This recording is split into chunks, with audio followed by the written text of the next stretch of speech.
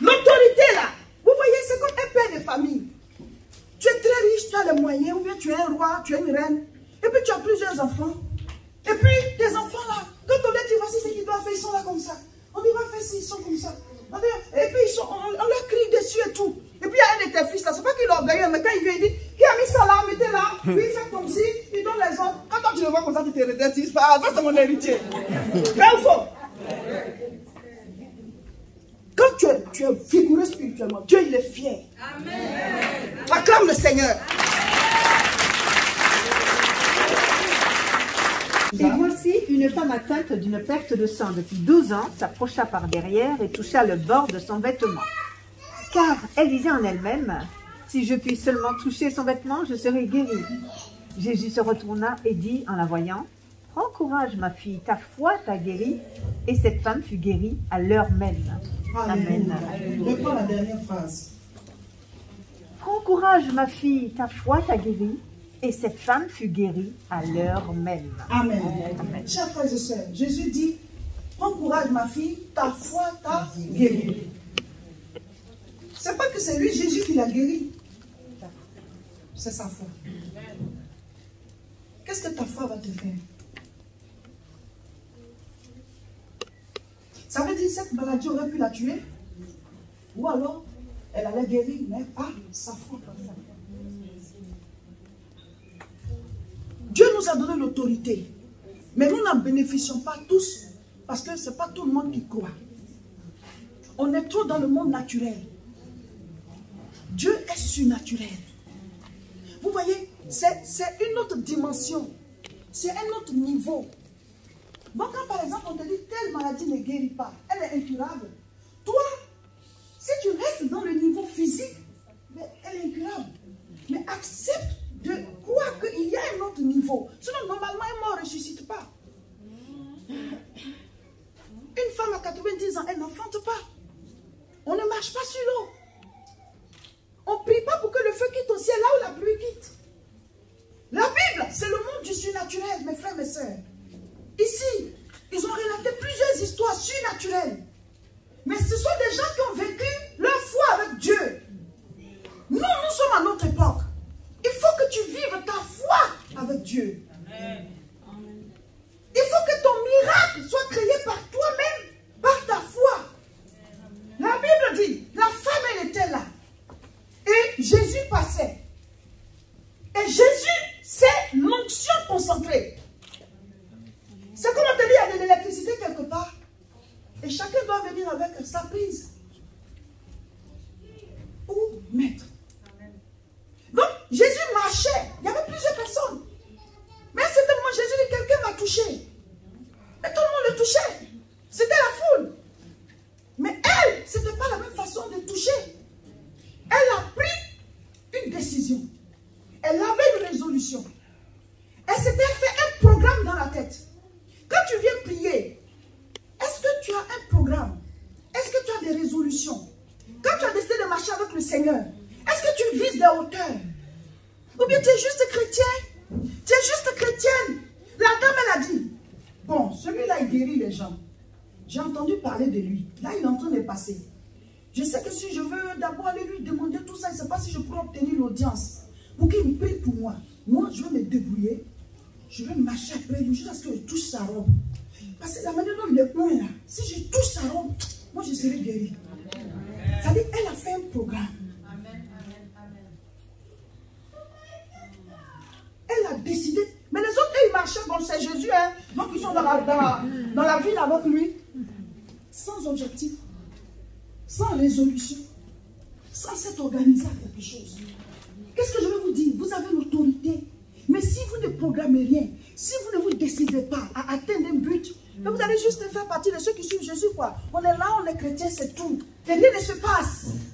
Donc celui qui se lève et qui exerce ça, Dieu dit, les anges, vous l'avez vu.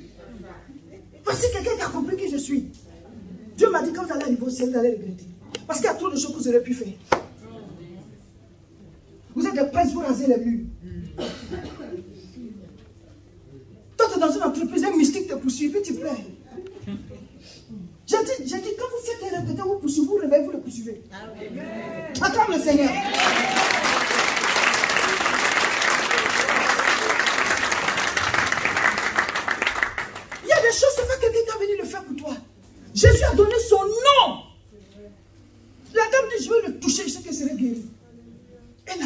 foi. Et qu'est-ce qui s'est passé? Sa foi l'a sauvé. Tous les problèmes de vos vies, vous pouvez les déplacer. Il dit celui qui a la foi comme un grain de sélévé va jeter les montagnes. Nous sommes des jeteurs de montagnes. Acclame le Seigneur.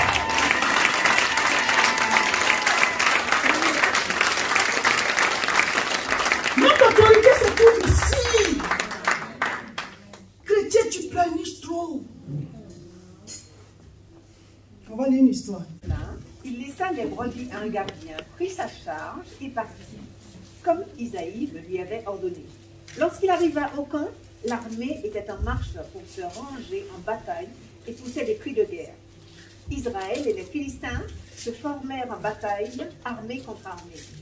David remit les objets qu'il portait entre les mains du gardien des bagages et courut vers les rangs de l'armée. Aussitôt arrivé, il demanda à ses frères comment ils se portaient. Tandis qu'il parlait avec eux, voici le Philistin de Gath, nommé Goliath, s'avança entre les deux armées, hors des rangs des Philistins. Il tint le même discours que précédemment, et David les entendit. À la vue de cet homme, tous ceux d'Israël s'enfuirent devant lui et furent saisis d'une grande crainte. Chacun disait, avez-vous vu s'avancer cet homme? C'est pour jeter à Israël le défi qu'il s'est avancé. Si quelqu'un le tue, le roi le comblera de richesses, il lui donnera sa fille, et il affranchira la maison de son père en Israël. David dit aux hommes qui se trouvaient près de lui, que ferons-nous à celui qui tuera ce Philistin? Et qui ôtera l'opprobre de dessus d'Israël? Qui est donc ce Philistin, cet incirconcis, pour insulter l'armée du Dieu vivant? Le peuple, répétant les mêmes choses, lui dit, c'est ainsi que l'on fera à celui qui le tuera. Eliab, son frère aîné, qu'il avait entendu parler de ces hommes, fut enflammé de colère contre David. Et il dit le verset 29. Au verset 29, il est dit, David répondit, qu'ai-je donc fait? Ne puis-je pas parler ainsi? Ok, amen. Sois béni, ma soeur. Je vous explique. La Bible dit, Israël était là, en guerre contre les Philistins. Et donc ils doivent se tirer dessus, ils doivent se jeter les épées, les lances, les javelots, tout ça. C'était comme ça la guerre avant. Et puis les Philistins, eux, ils disent non, tout ça c'est non. On a un parmi nous, il s'appelle Goliath. Il a une taille de combien de mètres? Il est armé jusqu'aux dents, il est entraîné depuis son enfance, un homme de guerre. Donc il sort, il dit bon, on ne va pas s'entretuer. Moi je suis une seule personne, vous aussi trouvez une personne parmi vous, on se bat. Et si moi je gagne, vous devenez nos esclaves. Si la personne arrive à me vaincre, c'est nous qui devenons vos esclaves. Donc c'est pas la peine de se battre. Et il est là. Quand ils l'ont vu, tout Israël, on dit ils ont fui. Donc chaque matin il vient, il dit il les insulte. Trouvez une personne pour me combattre. Pendant 40 jours. Et un jour, David, il ne faisait pas partie des hommes de guerre. Lui, il surveillait les moutons de son papa. Et son père dit, bon, comme tes frères sont en guerre, il faut les amener à manger. Et donc lui, il part avec la nourriture. Il arrive. Et devant lui, le gars commence à insulter encore. Vous, les Israélites, poltrons là, venez ici, trouvez-moi une personne, on va se battre. Et donc David dit, ah, mais qu'est-ce qu'on va donner à celui qui va combattre celui-là? Alors que ses grands frères sont là. Et son grand frère Eliab lui dit, tu as commencé avec toi l'enfant là. Tu as commencé. Ici où on est, il faut te taire. Il dit, mais qu'est-ce que j'ai fait de mal? Je dis, qu'est-ce qu'on va donner comme récompense à celui qui va vaincre le monsieur? Et les gens disent, viens, on va partir chez le roi. Il dit, roi, l'enfant il a 17 ans. Il demande, qu'est-ce qu'on va donner comme récompense? Le roi dit, celui qui arrive à le vaincre, je lui donne ma fille. David dit, moi je vais le tuer. Le roi dit, moi-même le roi, j'arrive pas. Hein. Depuis le dernier, je suis depuis 40 jours ici. Quand tu prends conscience de l'autorité que le Seigneur t'a donnée, tu devais une solution. Une solution d'abord pour ta petite famille. Une solution pour tes voisins. Une solution au fur et à mesure. Témoin à Jérusalem, dans toute la Judée, dans la Samarie et jusqu'aux extrémités de la terre. Dieu a besoin qu'on démontre la foi à cette génération. Le monde a besoin de David. Le monde a besoin de Pierre, de Jacques, de Jean. On lit leur histoire. Mais où sont les David de cette époque? Où sont les Ézéchiel de cette époque? Où sont les Pierre de cette époque? Où sont-ils? C'est nous. Élie, c'était un homme. prophète. Mais il s'est levé. Il dit, je ne vais pas laisser la parole de Dieu comme ça. Les gens abandonnaient Dieu. Il allait tenir tête au prophète de Baal. 40 prophètes. Et lui seul Élie de ce côté. Et il dit, chacun va faire son autel. Et on va invoquer Dieu. Et on verra, l'autel de Dieu va répondre. Mais 40 contre lui, il pouvait avoir peur. Il s'est dit, si ça n'a pas marché, je mourrai pour Dieu. Amen. Donc quand tu te mets comme ça, Dieu te laisse. Amen.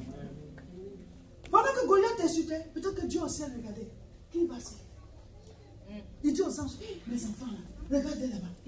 Dieu ne peut pas se lever, venir se mettre face à Goliath. Il faut quelqu'un. Vous voyez, c'est comme deux enfants se battent. Ton enfant et puis un autre enfant. Tu ne vas pas venir enlever ton enfant pour te battre avec l'autre enfant. Qu'est-ce que tu vas faire? Tu vas laisser te dire à ton enfant, fais comme ci, fais comme ça. Tu vas le coacher. Mais tu ne vas pas le pousser et te battre avec l'enfant d'autrui. Vrai ou faux? Voilà. Dieu ne peut pas venir te pousser et te faire ton combat. Mais quand tu te décides, Dieu dit, ah, mon enfant s'est levé. Ah, il s'est levé. Maintenant, il est prêt. On y va. Et il est fier de toi. Amen. La foi, c'est de te dire, je suis prêt à mourir si c'est la volonté de Dieu. Amen. Et tu te jettes. Mais tu ne mourras pas. Parce que c'est quand tu te jettes. Il faut que quelqu'un se décide à le faire. C'est comme ça que la foi fonctionne. Maintenant, quand David lance son caillou,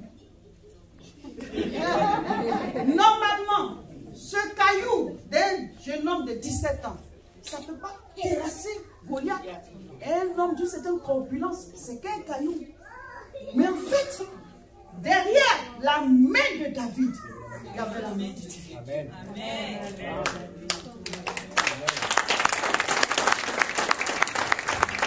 Il faut juste que quelqu'un se décide à se mettre sur le champ de bataille. Et alors, Dieu l'accompagnera. Ce monde a besoin de Dieu. Dans ta famille, ils ont besoin de puissance. Quand tu te décides à être utilisé par Dieu, tu deviens une solution. David a été la solution pour eux. Pourquoi? Parce qu'il avait. Il a pris son autorité. L'autorité, c'est ta foi en la parole. C'est pas que tu vas voir Dieu t'apparaître. La Bible est la parole de Dieu. Amen. Tu te bases là-dessus. Tu y crois. Et ça se manifeste. Alléluia. Si ça ne s'est pas manifesté, gloire à Dieu.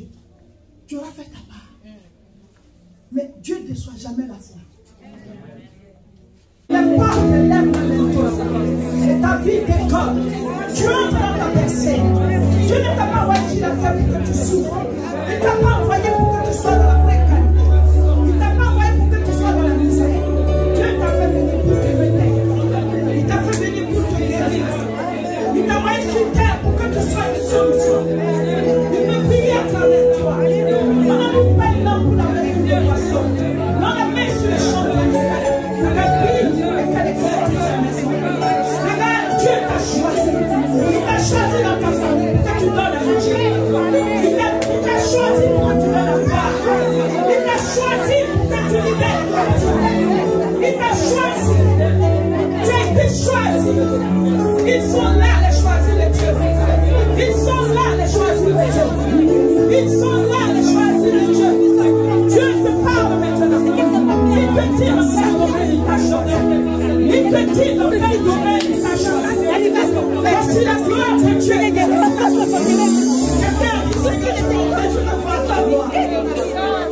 Je veux voir ta gloire. La voici. Voici la gloire de Dieu. Voici la gloire de Dieu. Voici la gloire de Dieu. Regarde depuis longtemps. Il y a des choses contre toi. On te disait des choses. Maintenant c'est là où tu as la possession de ces biens à toi. Regarde ce qu'on t'avait volé, t'es rendu. Ce qu'on t'avait volé, t'es rendu. Ce qu'on t'avait volé, t'es rendu. La gloire de Dieu est dans la salle. La gloire de Dieu est parmi nous. Recevez le Saint-Esprit. Recevez sa gloire. Recevez-le. Il est là l'Esprit de Dieu. Il est parmi nous ce soir. Et il manifeste sa présence. Quand le Saint-Esprit arrive comme ça, la spirituelle. Et vous allez la sentir de manière physique. Elle est spirituelle. Recevez votre miracle. Recevez votre miracle. Recevez, recevez, recevez. Au nom de Jésus. Amen. Acclame le Seigneur.